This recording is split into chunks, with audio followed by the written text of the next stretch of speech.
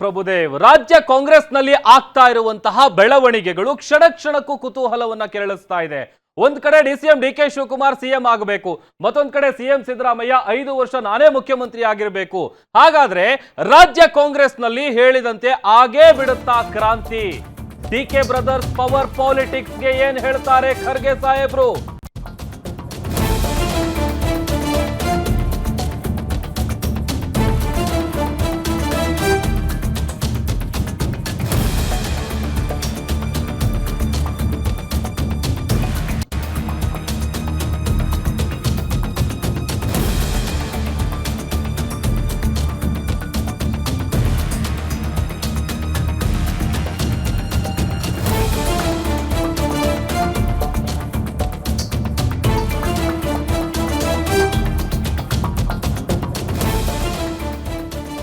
ರಾಜ್ಯ Congress ಪಾಳ್ಯದಲ್ಲಿ power sharing ವಿಚಾರ ಸಾಕಷ್ಟು ಸಂಚಲನ ಸೃಷ್ಟಿಸ್ತಾ ಇದೆ. ರಾಜ್ಯ ಕಾಂಗ್ರೆಸ್ನಲ್ಲಿ ಹೇಳದಂತೆ ಆಗೇ ಬಿಡುತ್ತಾ ಕ್ರಾಂತಿ? ಡಿಕೆ ಬ್ರದರ್ಸ್ ಪವರ್ ಪಾಲಿಟಿಕ್ಸ್ಗೆ ಏನ್ ಹೇಳ್ತಾರೆ ಖರ್ಗೆ? ಬಂಡೆ ಟೀಮ್ ರೆಡಿ ಆಗಿದೆ. ಟಗರು ಬಣದ ಸೂತ್ರ ಏನು ಹಾಗಾದ್ರೆ? ಪವರ್ ಸೆಂಟರ್ ಆಯ್ತು ಮಲ್ಲಿಕಾರ್ಜುನ್ ಖರ್ಗೆ ಅವರ ನಿವಾಸ. ಗ್ಯಾರಂಟಿ ನ್ಯೂಸ್ ನಲ್ಲಿ ಕಾಂಗ್ರೆಸ್ನ ಇನ್ಸೈಡ್ ಡೀಟೇಲ್ಸ್. ಒಂದು ಕಡೆ ಸಿಎಂ ಕುರ್ಚಿ ಮೇಲೆ ಕಣ್ಣಿಟ್ಟಿರುವ ಡಿಕೆಶಿ, ಮತ್ತೊಂದು ಕಡೆ 5 ವರ್ಷಗಳು ನಾನೇ ಸಿಎಂ, ಮುಂದಿನ ಬಜೆಟ್ ನಾನೇ ಮಂಡಿಸ್ತೀನಿ ಅಂತ ಸಿದ್ದರಾಮಯ್ಯ ಹೇಳ್ತಾ ಇದ್ದಾರೆ. ಬಟ್ ಆದ್ರೆ ಇಷ್ಟು ದಿನಗಳಿಂದ ಕೇಳಿ ಬರ್ತಾ ಇದ್ದಂತಹ ಆ ಕ್ರಾಂತಿ, ನವೆಂಬರ್ ಕ್ರಾಂತಿ, ನಂಬರ್ ಕ್ರಾಂತಿ ಕಾಂಗ್ರೆಸ್ ಪಾಳ್ಯದಲ್ಲಿ ಆಗೇ ಬಿಡುತ್ತಾ ಅನ್ನುವಂತಹ ಪ್ರಶ್ನೆಗೆ ಕಾರಣ ಆಗ್ತಾ ಇದೆ. ಒಂದು ಕಡೆ ಡಿಕೆ ಬ್ರದರ್ಸು ದಾಳ ಉರುಳಿಸ್ತಾ ಇದ್ದಾರೆ, ಇತ್ತ ಸಿದ್ದರಾಮಯ್ಯ ಕೂಡ ಒಂದಷ್ಟು ಪ್ಲಾನ್ಗಳನ್ನ ಮಾಡ್ತಾ ಇದ್ದಾರೆ. ಸದ್ಯ ಈಗ ಪವರ್ ಸೆಂಟರ್ ಆಗಿದೆ ಮಲ್ಲಿಕಾರ್ಜುನ್ ಖರ್ಗೆ ಅವರ ನಿವಾಸ. ಕ್ಷಣ ಕ್ಷಣಕ್ಕೂ ಕುತೂಹಲ ಕೆರಳಿಸ್ತಾ ಇದೆ. ರಾಜ್ಯ ಕಾಂಗ್ರೆಸ್ನಲ್ಲಿ ಏನ್ ಬೆಳವಣಿಗೆ ಆಗಬಹುದು? ಕಾರಣ ಮೊನ್ನೆ ಕೊಟ್ಟಂತಹ ಸ್ಟೇಟ್ಮೆಂಟು ಸಿಎಂ ಸಿದ್ದರಾಮಯ್ಯ ಅವರು 2.5 ವರ್ಷ ಗಟ್ಟಿಯಾಗಿದ್ದೀನಿ, ಇನ್ನು ಮುಂದೆ ಕೂಡ ಗಟ್ಟಿಯಾಗಿರ್ತೀನಿ, ಮುಂದಿನ ಬಜೆಟ್ ಮಂಡಿಸ್ತೀನಿ ಅಂತ ಯಾವಾಗ ಹೇಳ್ತಾರೆ ಚಾಮರಾಜಪೇಟೆಯಲ್ಲಿ, ಅಲ್ಲಿಂದ ಕಿಚ್ಚು ಹೊತ್ಕೊಳ್ಳುತ್ತೆ ನೋಡಿ. ದಿಢೀರಂತ ಒಂದಷ್ಟು ಕ್ಷಿಪ್ರ ರಾಜಕೀಯ ಬೆಳವಣಿಗೆಗಳಾಗುತ್ತೆ ಕಾಂಗ್ರೆಸ್ ಪಾಳ್ಯದಲ್ಲಿ. ಒಂದಷ್ಟು ಜನ ದೆಹಲಿಗೆ ದೌಡಾಯಿಸ್ತಾರೆ, ದೆಹಲಿಗೆ ಹೋಗಿ ಡಿಕೆ ಪರವಾಗಿ ಬ್ಯಾಟ್ ಬೀಸ್ತಾರೆ. ಅದಾದ ಮೇಲೆ ಈಗ ಒಂದ್ ರೀತಿ ಕ್ಲೈಮ್ಯಾಕ್ಸ್ ಹಂತಕ್ಕೆ ಬಂದು ನಿಂತಿದೆ ಈ ಕುರ್ಚಿ ಫೈಟ್.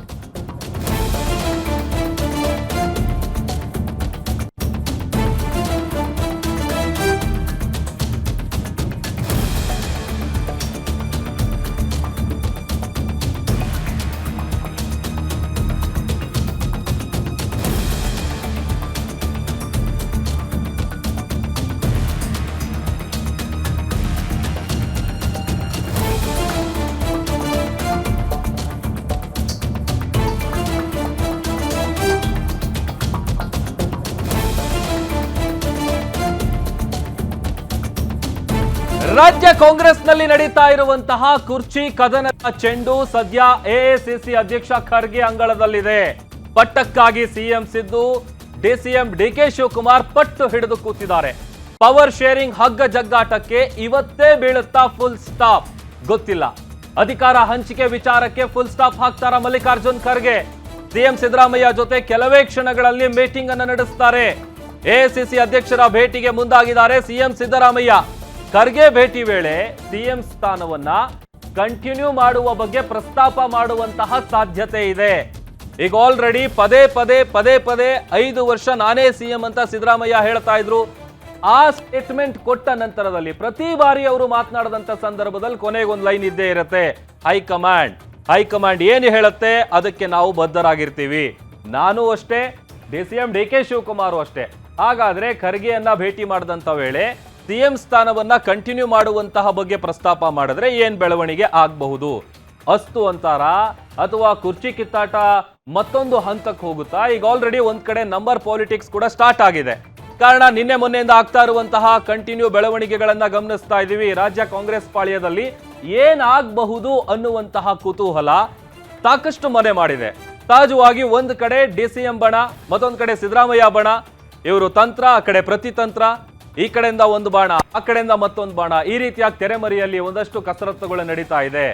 ಒಂದು ಕಡೆ ಹಿಂದೆ ಒಂದ್ಸಲ ದೆಹಲಿಯಲ್ಲಿ ಇದ್ದಂತ ಸಂದರ್ಭದಲ್ಲಿ ಸಿಎಂ ಸಿದ್ದರಾಮಯ್ಯ ಹೇಳಿದ್ರು ಡಿ ಕೆ ಶಿವಕುಮಾರ್ ಅವರಿಗೆ ಶಾಸಕರ ಬಲ ಇಲ್ಲ, ಆ ಸಂಖ್ಯಾಬಲ ಅವರ ಬಳಿ ಇಲ್ಲ, ಹಾಗಾಗಿ 5 ವರ್ಷಗಳ ಕಾಲ ನಾನೇ ಸಿಎಂ ಆಗಿರ್ತೀನಿ ಅಂತೇಳಿ ದೆಹಲಿಯಲ್ಲಿ ಕೂತು ಆ ಒಂದು ಸಂದೇಶವನ್ನ ರವಾನೆ ಮಾಡಿದ್ರು.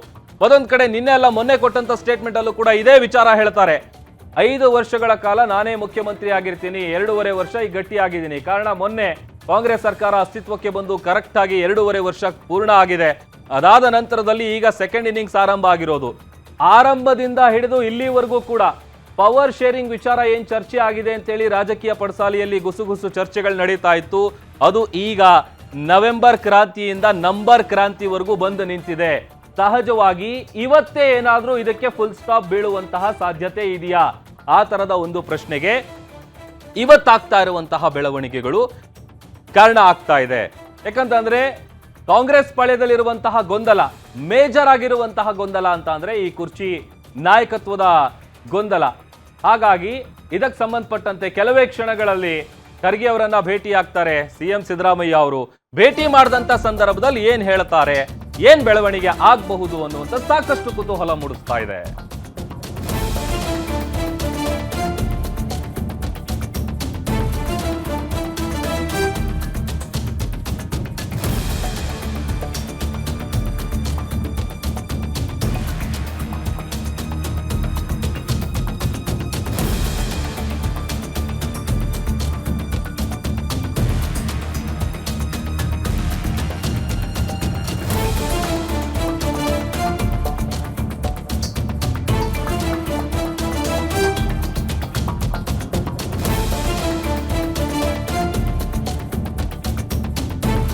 ಇನ್ನು ಸಿದ್ದು ಮೀಟಿಂಗ್ ಬೆನ್ನಲ್ಲೇ ಡಿಕೆಶಿ ಎಂದ ಪವರ್ ಪಾಲಿಟಿಕ್ಸ್. ಖರ್ಗೆ ಮುಂದೆ ಹಕ್ಕು ಪ್ರತಿಪಾದನೆಗೆ ಡಿಕೆ ಬ್ರದರ್ಸ್ ಪ್ಲಾನ್ ಮಾಡ್ಕೊಂಡಿದ್ದಾರೆ.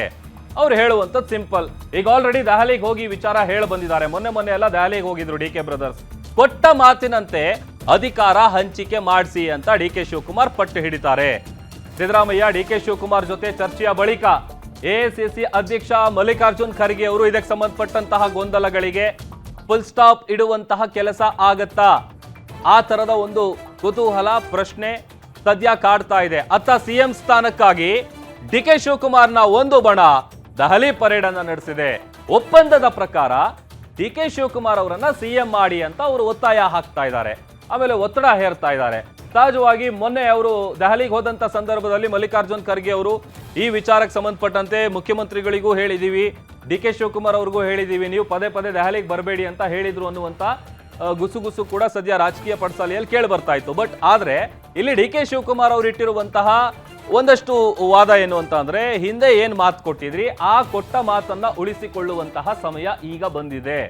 ನೀವು ಕೊಟ್ಟಿರುವಂತಹ ಮಾತಿನ ಪ್ರಕಾರ ನಾನು ಇಷ್ಟು ದಿವಸದಿಂದ ವೇಟಿಂಗ್ ಲಿಸ್ಟ್ ಅಲ್ಲಿದ್ರು, ಆಮೇಲೆ ಹೇಳಿ ಕೇಳಿ ಪಕ್ಷ ನಿಷ್ಠೆ, ಆಮೇಲೆ ಇತ್ತೀಚಿನ ದಿನಗಳಲ್ಲಿ ನಡೆದಂತಹ ಒಂದಷ್ಟು ಸಭೆ ಸಮಾರಂಭ ಕಾರ್ಯಕ್ರಮಗಳಲ್ಲೂ ಕೂಡ ಸಿಎಂ ಡಿ ಕೆ ಶಿವಕುಮಾರ್ ಅವರು ಆ ಎಲ್ಲ ವಿಚಾರಗಳನ್ನ ಹೇಳಿದ್ದಾರೆ. ಅಂದ್ರೆ ಕಾಂಗ್ರೆಸ್ ಸರ್ಕಾರವನ್ನ ಅಸ್ತಿತ್ವಕ್ಕೆ ತರೋದ್ರಲ್ಲಿ ತಮ್ಮ ಪಾತ್ರ ಎಷ್ಟಿದೆ, ಆಮೇಲೆ ತಾವು ಕಾಂಗ್ರೆಸ್ ಪಕ್ಷಕ್ಕೆ ಏನೆಲ್ಲ ಮಾಡಿದ್ದಾರೆ, ಆಮೇಲೆ ಹೇಳಿ ಕೇಳಿ ಸಿಎಂ ಸಿದ್ದರಾಮಯ್ಯ ಅವರು ಕಾಂಗ್ರೆಸ್ ಪಕ್ಷಕ್ಕೆ ಬಂದ ನಂತರದಲ್ಲಿ ಅವರಿಗೆ ಎಲ್ಲಾ ರೀತಿಯಾದಂತಹ ಸೌಲಭ್ಯಗಳು, ಅದರ ಜೊತೆಗೆ ಎಲ್ಲಾ ರೀತಿಯಾದಂತಹ 2 ಬಾರಿ ಸಿಎಂ ಆಗಿದ್ರು, 2 ಬಾರಿ DCM ಆಗಿದ್ರು, ಈ ಎಲ್ಲ ವಿಚಾರಗಳು. ಬಟ್ ಆದ್ರೆ ಪಕ್ಷಕ್ಕಾಗಿ ಇಷ್ಟೆಲ್ಲ ದುಡಿತಾ ಇರುವಂತಹ ಡಿ ಕೆ ಶಿವಕುಮಾರ್ ಅವರಿಗೆ ಸಿಎಂ ಆಗುವಂತಹ ಕನಸು ಒಂದ್ ಕಡೆ ಇದೆ.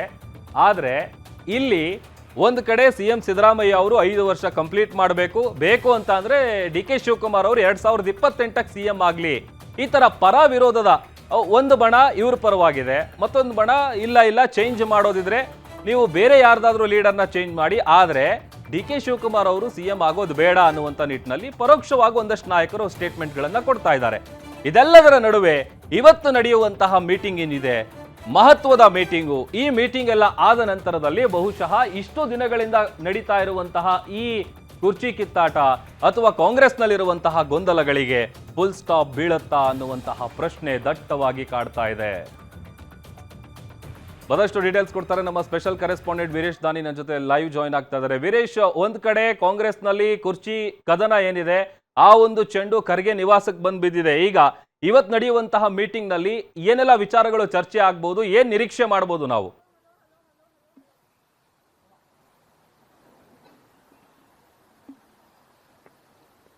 ಪ್ರಭು, ಸಿಎಂ ಸಿದ್ದರಾಮಯ್ಯನವರು 2.5 ವರ್ಷಗಳ ಕಾಲ ಅಧಿಕಾರವನ್ನು ಪೂರ್ಣಗೊಳಿಸಿದ ದಿನವೇ ಡಿಸಿಎಂ ಡಿಕೆ ಶಿವಕುಮಾರ್ ಅವರು ಅಧಿಕಾರ ಹಂಚಿಕೆ ವಿಚಾರದ ಪಟ್ಟನ್ನ ಹಿಡಿದುಕೊಂಡು ಕೂತಿರುವಂತದ್ದು. ಆ ಹಿನ್ನೆಲೆಯಲ್ಲಿ ಇದೀಗ ಡಿಸಿಎಂ ಡಿಕೆ ಶಿವಕುಮಾರ್ ಅವರ ಬೆಂಬಲಿತ ಶಾಸಕರು ಎಲ್ಲರೂ ಸಹ ದೆಹಲಿಗೆ ಹೋಗಿ ಹೈಕಮಾಂಡ್ ನಾಯಕರುಗಳ ಮೇಲೆ ಒತ್ತಡವನ್ನು ಹಾಕುವಂತ ಪ್ರಯತ್ನಗಳನ್ನು ಒಂದ್ ಕಡೆ ಮಾಡ್ತಾ ಇದ್ದಾರೆ. ಇನ್ನೊಂದು ಕಡೆ ಡಿಸಿಎಂ ಡಿಕೆ ಶಿವಕುಮಾರ್ ಅವರು ಎಐಸಿಸಿ ಅಧ್ಯಕ್ಷ ಮಲ್ಲಿಕಾರ್ಜುನ್ ಖರ್ಗೆ ಅವರನ್ನು ಸಹ ಭೇಟಿಯಾಗಿ ಅಧಿಕಾರ ಹಂಚಿಕೆಯ ವಿಚಾರಕ್ಕೆ ಸಂಬಂಧಿಸಿದಂತೆ ಆ ಹಕ್ಕನ್ನು ಸಹ ಪ್ರತಿಪಾದನೆಯನ್ನ ಮಾಡಿ ಆಗಿದೆ. ಆದ್ರೆ ಸಿಎಂ ಸಿದ್ದರಾಮಯ್ಯನವರು ಮಾತ್ರ ಯಾವುದೇ ಕಾರಣಕ್ಕೂ ಸಹ ಅವರು ಹಿಡಿದುಕೊಂಡಿರ್ತಕ್ಕಂಥ ಪಟ್ಟ ಇದೆ ಅಂದ್ರೆ ಆ ಪಟ್ಟವನ್ನ ನಾನು ಯಾವುದೇ ಕಾರಣಕ್ಕೂ ಬಿಟ್ಕೊಡಲ್ಲ ಅನ್ನೋ ಒಂದು ನಿಟ್ಟಿನಲ್ಲಿ ಸಿಎಂ ಸಿದ್ದರಾಮಯ್ಯನವರ ಬಣ ಮತ್ತು ಸಿಎಂ ಸಿದ್ದರಾಮಯ್ಯನವರು ಸಹ ಆ ರೀತಿಯಾಗಿ ನಡೆದುಕೊತಾ ಇರುವಂತದ್ದು. ಹೀಗಾಗಿನೇ ಡಿಸಿಎಂ ಡಿಕೆ ಶಿವಕುಮಾರ್ ಅವರು ಎಐಸಿಸಿ ಅಧ್ಯಕ್ಷ ಮಲ್ಲಿಕಾರ್ಜುನ್ ಖರ್ಗೆ ಅವರ ಮುಂದೆ ಈಗಾಗಲೇ ಹೈಕಮಾಂಡ್ ಮಟ್ಟದಲ್ಲಿ ಆಗಿರತಕ್ಕಂಥ ಅಧಿಕಾರ ಹಂಚಿಕೆ ಒಪ್ಪಂದದ ಪ್ರಕಾರವೇ ನನಗೆ ಮುಖ್ಯಮಂತ್ರಿ ಸ್ಥಾನವನ್ನು ಕೊಡಿಸಲೇಬೇಕು ಅನ್ನೋ ಒಂದು ನಿಟ್ಟಿನಲ್ಲಿ ಈಗ ಸಾಕಷ್ಟು ರಾಜಕೀಯ ಪ್ಯಾರೇಡ್ ಅನ್ನು ನಡೆಸ್ತಾ ಇರುವಂತದ್ದು.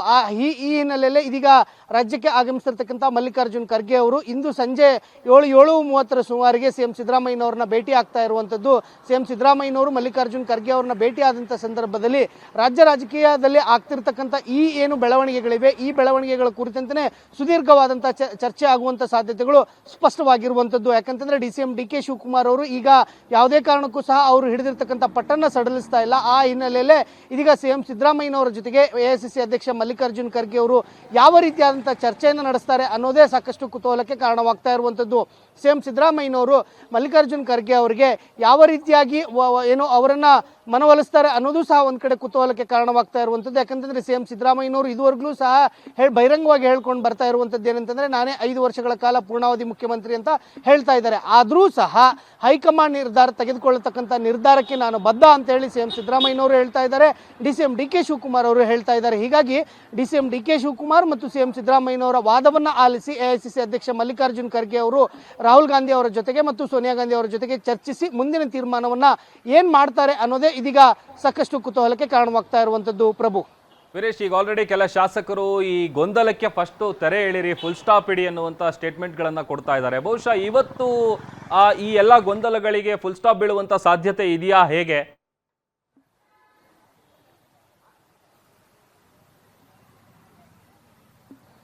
ಖಂಡಿತವಾಗಿಯೂ ಪ್ರಭು, ಈಗಾಗಲೇ ಸಿಎಂ ಸಿದ್ದರಾಮಯ್ಯನವರ ಬಣದಲ್ಲಿರ್ತಕ್ಕಂಥ ಸಚಿವರುಗಳು ಶಾಸಕರುಗಳು ಸಹ ಆಗಿರ್ಬೋದು ಮತ್ತು ಅದೇ ರೀತಿಯಾಗಿ ಡಿಸಿಎಂ ಡಿಕೆ ಶಿವಕುಮಾರ್ ಅವರನ್ನು ಸಹ ಬೆಂಬಲಿಸ್ತಿರ್ತಕ್ಕಂಥ ಶಾಸಕರುಗಳು ಎಲ್ಲರೂ ಸಹ ಈಗಾಗಲೇ ಹೈಕಮಾಂಡ್ ಮಧ್ಯಪ್ರವೇಶ ಮಾಡಬೇಕು, ಅಧಿಕಾರ ಹಂಚಿಕೆ ವಿಚಾರಕ್ಕೆ ಸಂಬಂಧಿಸಿದಂತೆ ಹೈಕಮಾಂಡ್ ತನ್ನ ನಿರ್ಧಾರವನ್ನು ಸ್ಪಷ್ಟಪಡಿಸಬೇಕು ಅನ್ನೋ ಒಂದು ಒತ್ತಡವನ್ನು ಹಾಕ್ತಾ ಇರುವಂತದ್ದು. ಆ ಹಿನ್ನೆಲೆಯಲ್ಲೇ ಇದೀಗ ಎಐಸಿಸಿ ಅಧ್ಯಕ್ಷ ಮಲ್ಲಿಕಾರ್ಜುನ್ ಖರ್ಗೆ ಅವರು ಡಿಸಿಎಂ ಡಿಕೆ ಶಿವಕುಮಾರ್ ಮತ್ತು ಸಿಎಂ ಸಿದ್ದರಾಮಯ್ಯನವರ ಜೊತೆಗೆ ಚರ್ಚೆ ಮಾಡಿ ಅಧಿಕಾರ ಹಂಚಿಕೆ ಸೂತ್ರಕ್ಕೆ ಸಂಬಂಧಿಸಿದಂತೆ ಯಾವ ರೀತಿಯಾದಂತಹ ಸುಸೂತ್ರವಾಗಿ ಈ ಸಮಸ್ಯೆಯನ್ನು ಬಗೆಹರಿಸ್ತಾರೆ ಅನ್ನೋದೇ ಕುತೂಹಲಕ್ಕೆ ಕಾರಣವಾಗ್ತಾ ಇರುವಂತದ್ದು. ಪ್ರಭು.